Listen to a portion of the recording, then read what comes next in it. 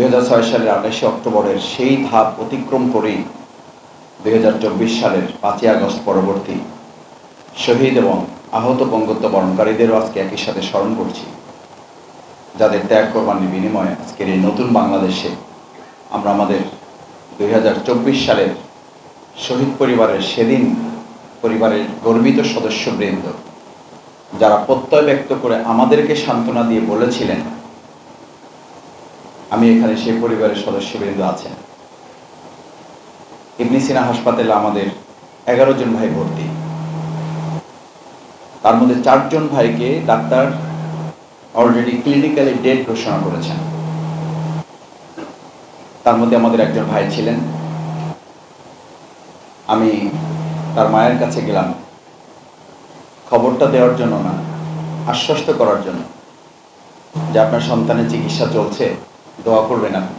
ইসলামী ছাত্র শিবির আমাদের শুধু আবেগের কাফেলা না, ইসলামী ছাত্র শিবির মহান আল্লাহ সুবহানাহু ওয়া তাআলার পছন্দনীয় এবং কবুলকৃত একটি সংগঠন।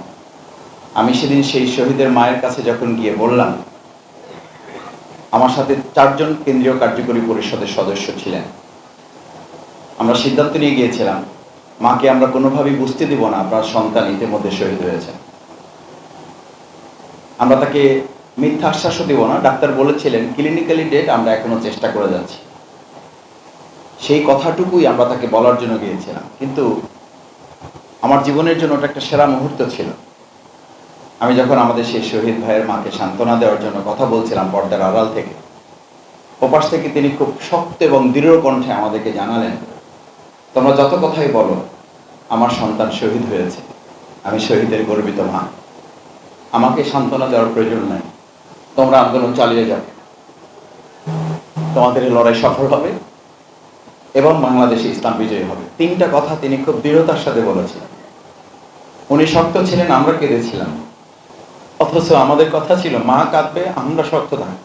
আমি ইসলামী ছাত্র শিবিরের সেই সময়ের কেন্দ্রীয় সভাপতি, এটা বলতে আমি স্বাচ্ছন্দ্য বোধ করি না, আমি বোধ করি ইসলামী ছাত্র শিবিরের সেই সময় আমার সাথে আমার 7টি কফিন আমি আমার কাঁধে বহন করার সুযোগ পেয়েছি।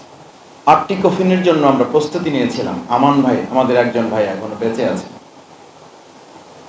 বাংলাদেশ জামাত ইসলামীর তৎকালীন আমির এবং তিনি তখনও মন্ত্রী, শহীদ মাওলানা মতিউর রহমান নিজামী ভাইকে আমি ফোন করে বললাম, আমাদের 8টি শহীদের কফিনের জানাজা হবে, আপনাকে থাকতে হবে।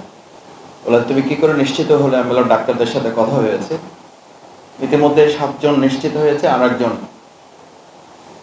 অবস্থা ভালো না, এবং ডাক্তাররা আমাদেরকে পরামর্শ দিয়েছেন এটারও প্রস্তুতি গ্রহণ করার জন্য। আমান ভাইকে আমরা দেখে এসেছি, হসপিটালে দেখা শেষ করে আমরা ফিরে আসলাম।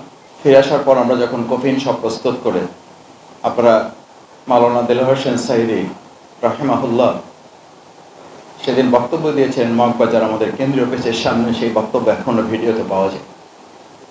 2006 সালে 28 অক্টোবর এই শহীদের বন্যী শিখা শেখ হাসিনা শুধু নয়, বাংলাদেশের প্রত্যেকটি ফ্যাসিবাদের জন্য এক একটা জ্বলন্ত অগ্নিগিরি হয়ে বাংলাদেশে ইসলামের জন্য এই রক্ত কাজ করবে এবং এই রক্ত বিজয়ী হবে। ওনাদের শহীদের রক্তের লাল দেখে ওনারা হয়তো আজকে ভাববেন এই শহীদের রক্তের লালের উপরে আমরা আমাদের সবুজ একটা বাংলাদেশ বিনির্মাণ করতে পারি এবং পারবো, সামনে সেই সম্ভাবনা আমাদের তৈরি হয়েছে। ওনাদের শহীদের রক্তের উপরে আজকে সাদিক কায়েমরা দাঁড়িয়েছে, ওনাদের শহীদের রক্তের উপরে রাকসু দাঁড়িয়েছে, ওনাদের শহীদের রক্তের উপরে চাকসু দাঁড়িয়েছে, ওনাদের শহীদের রক্তের উপরে জাকসু, যেখানে শিবির নাম মানে হচ্ছে মৃত্যুর আতঙ্ক।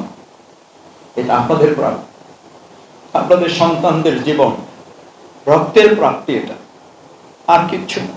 সাদিক কায়েমদের কোনো যোগ্যতা নেই, সাদিক কায়েমদের কোনো প্রচেষ্টার ফসল না, এটি চট্টগ্রাম বিশ্ববিদ্যালয়ের রনির কোনো প্রচেষ্টার ফসল না, রাজশাহী বিশ্ববিদ্যালয়ের ভিপির কোনো কৃতিত্ব নেই, ইসলামী ছাত্র শিবিরের জাহিদেরও কোনো কৃতিত্ব নাই। এটা ছাত্র শিবিরের কেন্দ্রের সভাপতি জাহিদ নিজে বলেছে, সে কথাটাই আপনাদেরকে বলছি। আমাদের কারো কোনো কৃতিত্ব নেই।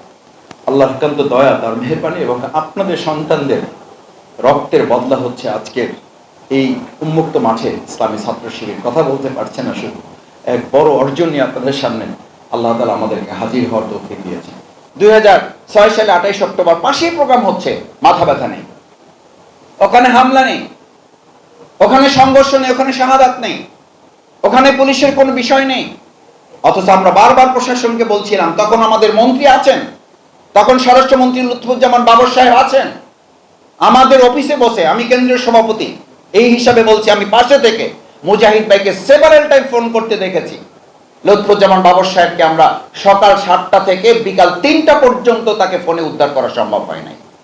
সরকার আছে তো, তখন হস্তান্তর তো হয় নাই, 4 দলের জোটে আমরা আছি তো, নয়াপল্টনের একটা প্রোগ্রাম চলমান, এত বড় সংঘর্ষ চলছে, কেন আমরা একসাথে প্রতিরোধ গড়ে তুলতে পারলাম না? কেন শুধু ছাত্র শিবির, কেন শুধু জামাত ইসলামীকে এটা মোকাবেলা করতে হলো?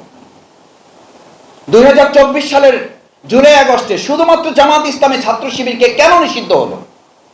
এই প্রশ্নগুলো জাতির সামনে তুলে ধরা হবে এই কারণে যে বাংলাদেশের জন্য এমন একটা অ্যাসেট জামাত ইসলামী ছাত্র শিবিরকে আল্লাহ তাআলা করেছেন, যুগে যুগে কালে কালে সমস্ত দেশের শত্রুরা এবং আধিপত্যবাদীরা জামাত ইসলামী ছাত্র শিবিরকে টার্গেট করে কাজ করতে পছন্দ করে।